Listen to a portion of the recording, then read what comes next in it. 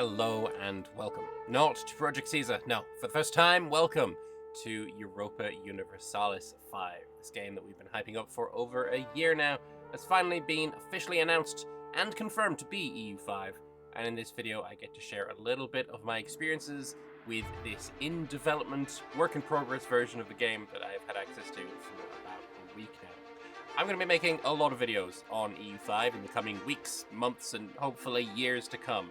So if you want to experience that with me, hit the subscribe button and we can enjoy this game together. Because enjoy it I have been doing. This has been a lot of fun, and while the game is quite complex, it is very enjoyable too. Firstly, let us get into something that we have not seen at all in the year of development so far, and that is the terrain map mode. Let's jump in and have a look at some of the things on offer because it is very cool, and I think it is in the running for one of the most beautiful Paradox games. Of course, Imperator Rome is up there as the reigning champion right now, but I think especially with this still having some months maybe to go of development and all of the years that will be put into it afterwards, this definitely could take that spot because goddamn, it's beautiful. There are a couple of things going on as well. Let's go and have a look at Constantinople to have a look at some of those. So for example, we can see that there are different types of buildings here, and if then we move over to look at somewhere like the Ottomans, and you can see, oh, different graphics for the building assets. And that is because there are 7 different cultural archetypes when it comes to on-map assets. So we have, for example, the European ones, we have the Middle Eastern ones. If we hop on over to Japan, we can see that there are some Eastern buildings here as well. Then in India, there is another whole set of buildings. The African style buildings here in Mali. Then we have some South Americans here in, obviously, South America. And unfortunately, the North American ones are a little bit hard to see, what with there being not really any buildings, so to speak, and this region seems to be somewhat still in development. Whereas the Aztec area here is, again, somewhat still in development. Though we can see a few floating buildings because these guys are magic, apparently. But zooming on back to Europe, I want to show you something very interesting that happens with these 7 cultural archetypes. And the best place, I think, to showcase it is a little place called Aragon. So, about a month ago, I was invited over to this place right here, Sitges, which is where Paradox has made this game. And a little bit to the south of Sitges is the location of Tarragona.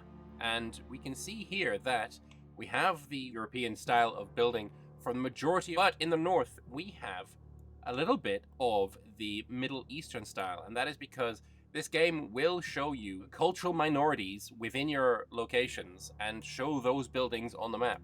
So you can have your cultural minority quarters in your cities. And I don't know, I find that to be really quite interesting and unique and awesome. What happens when you want to select a nation? So let us say select the Eastern Roman Empire because, of course, we get a lot of information about them. Including all of the things that come with if you are a settled country, obviously with the tooltip locking mechanism that we find in later Paradox titles. We can lock that in place, hover over these, see what happens when you do these things, etc, etc. If you are a monarchy, you get a bunch of bonuses there. But the next couple of numbers, I think, are the most interesting of all. We get to see exactly how many dynamic historical events every single country in the game will have, and 57. To have any context there, 57 doesn't really mean anything. But let's just put it into the context of Europa Universalis 4, this game's predecessor.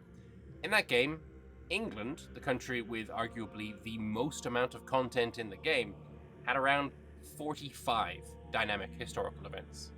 Okay, so how many does England have in EU5? Well, let's have a look over at them. 233. That is quite a large amount of extra flavor in this game. On release, I think probably on release this is going to be the most flavorful Paradox game that they've done. Quite possibly. And you might think, oh, it would be nice if the game had a way of ranking all of these countries by how many dynamic historical events there are.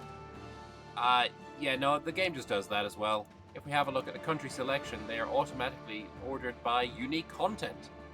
Placeholder, I don't know if this is going to stay as it is, but right now, that's the way it's sorted. England having the most in the game. If you look at France, there was 176.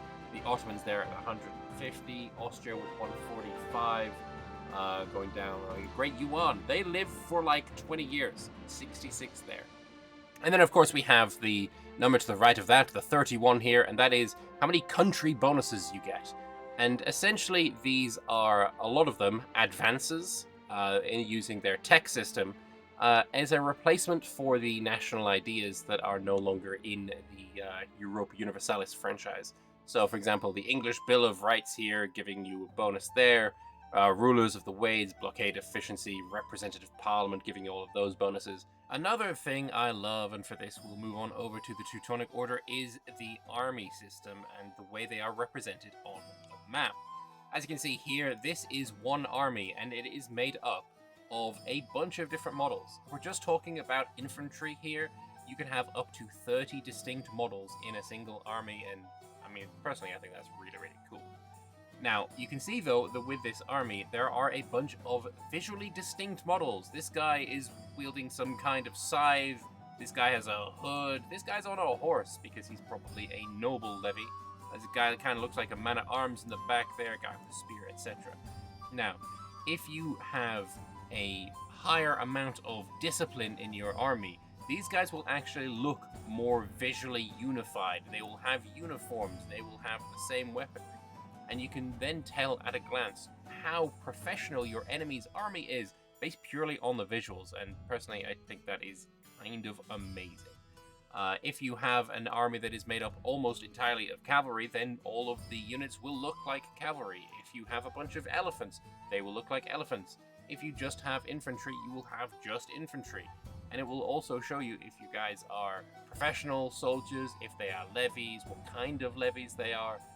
And yeah, I really appreciate this because it just looks awesome.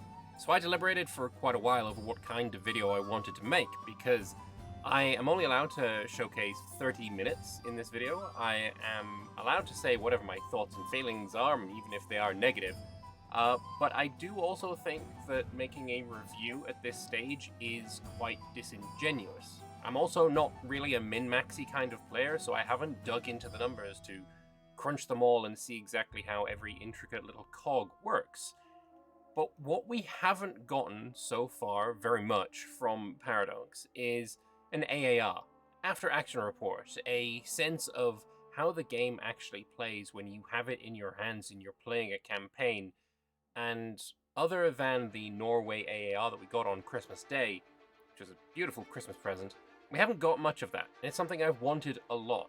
So that's what we're going to do. And as per my community poll's wishes, we're going to be doing it as Florence. So Florence is in a super interesting position. They have 35 unique historical events, 15 unique bonuses for your advances.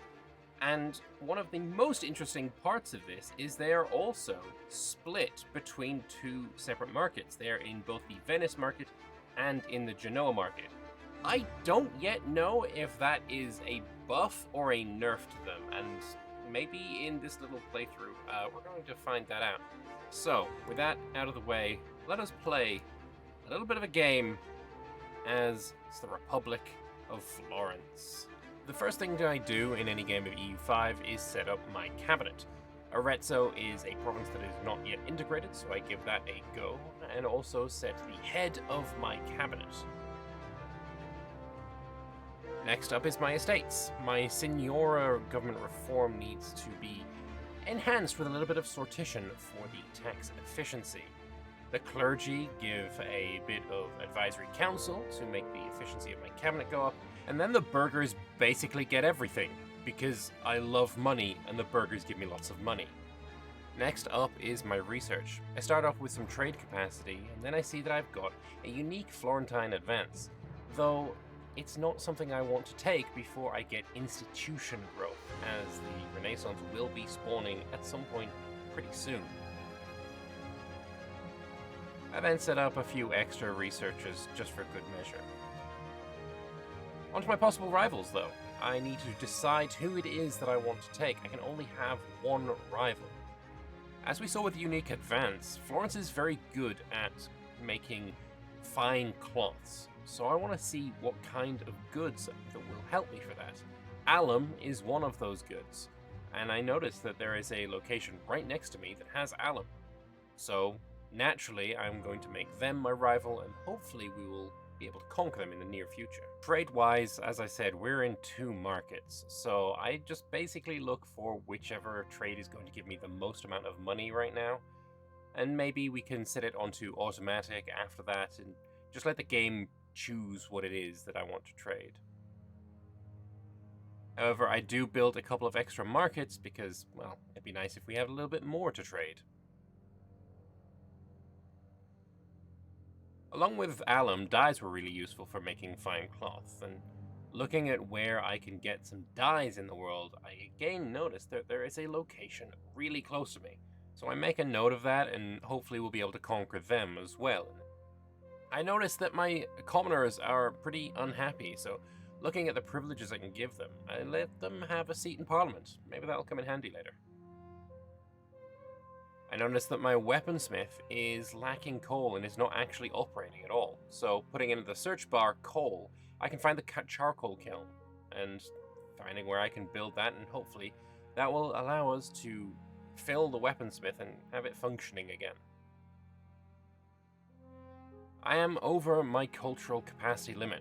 We have 2 cultures, our Tuscan primary culture and Emilian is tolerated. But we're not really large enough or prestigious enough to really accept that many. We're going to need some works of art, perhaps, to sort that out. The charcoal kiln has finished constructing. Unfortunately, we have a little bit of a labor shortage. Hopefully the peasants will promote quickly to laborers so we can fill that shortage. While looking around in my economy tab, Giovanni Villani writes the Nuova Cronica, and I get the option to hold it for myself or gift it to the Pope. And seeing as though I have a lack of cultural tradition, definitely I'm going to keep it for myself and see if we can minimize some of those negative modifiers that we're getting for being over our cultural capacity. However, it did not come cheap, and I am taking some loans in order to afford it. These loans are way more harsh than what we have in EU4. If you're used to your 1% burger loans, well, stop. 9% is the normal amount of interest for a loan here. That's kind of harsh. While worrying about my loans, I noticed smallpox has had an outbreak in Europe, and so far over 1 million people are dead. It is now spreading to Florence, and hopefully it will be kind upon our citizens. We do not want to lose too many people. Unfortunately, over 20,000 of our citizens happen to perish in this smallpox outbreak. I'm sure, though, we've learned our lessons, and no more epidemics will ever hurt our prosperous nation. As we are a member of the HRE, we need a claim in order to go to war, a valid casus belli.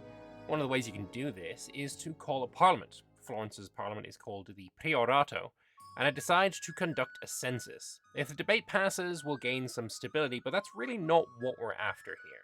If we get our parliament to accept us by over 50%, then we're able to ask them for a favour. This favour can be anything from asking for more levies, asking for a law change, or in this case, asking to declare war. It will give us an insult CB, so I'm going to check on who it is we should be attacking. And I notice that Imola here is allied with the 2 people that I want to go to war with. The guy with the alum and the guy with the dyes. So it is time to go to war. In EU5, especially in the early game, you're mostly going to be using levies. These will take pops away from your country as you raise them, but if they survive the war and you disband them again, they will go back into your population pool. I sent off the army to Volterra, putting a general in charge that is decent at sieging with his admin ability.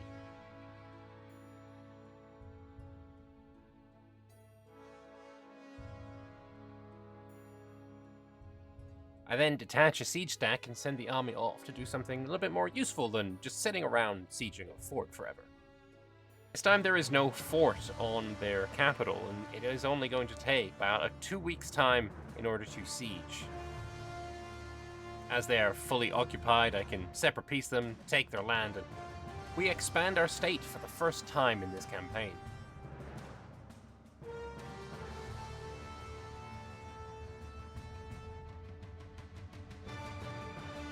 Our first battle of this campaign also goes very well, and we manage to nearly stack wipe the enemy for barely any losses of our own.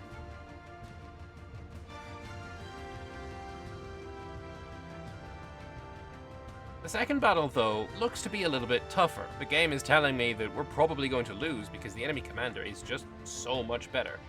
I have a look, and maybe I'm thinking that he's got some professional soldiers in here or some mercenaries, but I don't know if there's a way to check that. So I decide, screw it, we're gonna have a fight anyway. I'm sure I can win, I outnumber him more than 2 to 1, and, well, it turns out that I am right. Initially the battle seems rather even, but as our numbers advantage keeps mounting and mounting, it really starts to pay off. Battles work a little bit differently in EU5, but generally, you're not going to have to worry too much about it. If you're comfortable with EU4 combat, there's nothing here that is going to be striking you as completely foreign. In the end, the battle really was one-sided, the enemy being routed off the field and ourselves only losing about 500 men. With the enemy's armies routed, I go and I siege Ravenna, the enemy's capital city. And while I could take the land for myself, I decide to make Ravenna a vassal, giving us our first subject of this campaign. Checking the antagonism, which is essentially the same as aggressive expansion in EU4, we see that it's not really going to do too much to us. Nobody's going to join a coalition. So we make him a vassal, and, well, now it's time to finish the war against Volterra. With the enemy either under siege or fully occupied, I decide to disband my levies, bring the population that was called to arms back into my economy pool. While waiting on the siege of Volterra, the banking crisis hits. This is one of the dynamic historical events that can happen if you're playing Florence, and I decide to go with the book option, which is what historically the state of Florence went with. I also choose to not cancel the loan that I have with the Bank of Bardi, because the diplomatic reputation may come in handy with the amount of land that I'm taking in a rather heavily populated part of the Holy Roman Empire. The siege of Volterra, I mean, it feels like it's taking forever, but it has only been around about a year. I'm sure it's not going to take 2K, it's actually going to take a very long time, nearly 600 days. I guess my luck at sieges is not going to change between games. I order an assault, but that turns out to be quite a poor idea, and we don't gain really anything from it, except the loss of life on our own side. So I decide to wait, and after 658 days, the garrison finally succumbs, and we peace out Volterra for their land, getting us that precious alum that we were after the whole time. With Imola, they're alone now, and I decide to again make them a vassal as well, giving us a border to our other vassal, Ravenna. When the Age of Renaissance fires, you get to choose between an admin, a diplomatic, or military focus, which will give you 10 unique and mutually exclusive advances that you're not going to be able to change your mind later, so make sure you know what you want before you make this choice. I go with admin focus in this campaign as I quite like money, and that's what admin is good for. As I make my choice, I also finish the research of classic scholasticism, which gives me institution growth. This will come in very handy when it comes to embracing the institution that has just spawned, the Renaissance. It's also time for another parliament to be called, and I ask my priorato to give me a cause for war to go against the county of Prato.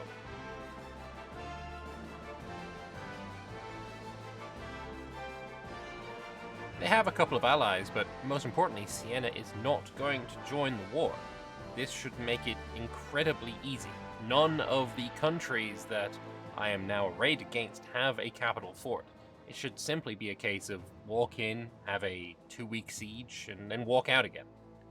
This may be something a little bit more controversial. In EU4, every capital had a level 1 fort by default, which meant that if you had an army going to siege it, it was going to take more than a single tick. Here, though, in EU5, that's not the case. If your capital does not have a fort, it will fall in a single tick, no matter what. It does feel more realistic this way, but it also feels a lot easier, and especially in this war, that is very prevalent. With that said, and 3 easy sieges later, I separate peace with the Republic of Cortona, and then take the other 2 counties in the north in a single peace deal. We have grown again by another 3 locations. I'm feeling pretty proud of myself. Other than the small blip of smallpox, our country has been growing pretty nicely the whole time. Unfortunately, that may not last for very long because the Black Death has just spawned. But it's fine. I mean, it's all the way over there in the Far East. Surely we're gonna be just fine, right? There's no way that is going to spread all the way over here. Just in case, though, let us procure some remedies. Get ourselves a little bit of those sweet medicaments in our country. Surely that will help. Then nothing will go wrong, and that's actually growing. That's spreading quite a lot now. 1,800 deaths so far. You know what? Maybe we should build some apothecaries, just in case, to make use of those medicaments that we are procuring. Surely that will aid us if this horrible disease ever reaches our shores. But surely by the time it gets here, it'll burn out and. Oh, wait, is that there in Genoa as well? That's not good. That's a lot closer to home. We do not like that. You know what? Maybe we should do something about it. Let's isolate our country. That's probably a good idea. You know, no element of that disease can ever reach our country, right? It's bordering us. Siena have the plague. The bubonic plague is in the center of Italy. This can't be allowed to happen. We're going to embargo Siena. That will prevent any people from coming across those borders. There is no way for this disease to enter our country. It is not going to happen. This disease is spreading in Italy. This is horrifying. And now it is in our country. The death toll, surely it won't rise too heavily. There's only 200,000 that have died so far from this plague. You know what? Let's just move our court into hiding. I'm sure that is going to make everything perfectly fine. Nothing is going to happen to us. No one is even going to, other than those 260 people, no, other than those 1,700 people, nobody is going to die of this disease. We have, other than those 45,000 people, this is horrifying. This is the end times. This is actually so bad. Our population is dying of the plague. There is nothing we can do. Is this the apocalypse? This definitely feels like the apocalypse. We're going to allow these plague bearers to come in and sort it out, right? They're going to put the diseased in pits. They're just going to segregate them from the rest of the country. But something has got to go on because over 100,000 people have now died of this disease. This is the end times. But some hope remains. Some of the area of the Golden Horde. Now, there's no plague there. Maybe the plague is going to slow down. It's going to stop spreading. It's going to be all right. Tell me it's going to be all right. Over 120,000 of our people have died so far. But it's starting to subside. It's starting to dissipate. We're going to be okay. Right? We're going to be okay, right? The disease, it's subsiding. Let's emerge from hiding. Let's reopen our cities and allow the refugees that are coming to us looking for aid. Let us let them in. Our population took a horrific hit from this plague, and we need to make up for the population that we've lost. And you know, those people across the border, maybe there doesn't need to be a border. Cesena, they seem like they could probably prosper just quite nicely if they became a part of the Republic of Florence. Their population plus our population, well, maybe that's going to be a higher amount of population than what we had before the plague struck. let's give that a shot. Anyway, we go back to war once again every 5 years, using this as an opportunity to expand our borders. Here we also manage to take some prisoners after routing an enemy and use that to lower our antagonism in the world. Paradox have been very generous with me about EU5. We are allowed to say whatever we want, really, about the game. I'm allowed to say what I am disappointed by, what my concerns are, what I hope for the future of this title, and that is pretty rare for such early access. I will say I have no idea when the game is coming out. I don't know if the announcement that will have happened half an hour before this video came out showed when the game is coming out. I don't know that. But to get the opportunity to showcase this early in advance, I think is pretty unique, and Project Caesar really is going in a new direction of development for Paradox, and I really, truly hope it works. All I can say is in the nearly 80 hours that I have played EU5, I have enjoyed myself thoroughly. It did take a little bit of time, though, to initially get into it. And I will say that one of my fears about this game is that that barrier to entry, that learning curve, is going to be very, very steep. Almost cliff-like. And I worry that some people are just going to bounce off it. I hope that's not the case, and I hope that if you are one of the people who will eventually play this game and then think that that learning curve is too harsh, that the game may be too realistic, the game may be too gritty, let's say, I hope you stick with it, and I hope you give it that extra chance that it needs, because it does grow on you. And then there are moments that when I'm playing this game, and it's really hard to describe, but there are moments when things just click into place and the game just comes alive in a way that is really kind of not happening for me in EU4. I will be making more content on EU5, 100%. I will be getting early access, I am assured, and I will have more opportunities to show off the game in the future. Hopefully in a less buggy state, in a more performative state, because the performance right now in the version that I've gotten isn't there just yet. But I will say, the next video I make on this game, I need your help. I am going to be doing an AAR kind of video, and I want you to tell me what you want to know about the game. Ask me anything, be it about the game, how some mechanics work, what my favorite country is, what campaigns I've played in this. Ask me maybe about the trip that I took to Sitges back in March. Anything is on the table, and I will do my best to answer any questions you have in a video that I will make in a couple of days. So stick around for that. And again, I'm going to be making content on EU5 for a long time coming. So if you're interested in that, hit the subscribe button, and let's experience what this game has to offer together for years to come. Hope you've enjoyed this video, and yeah, I'll see you next time. Bye-bye.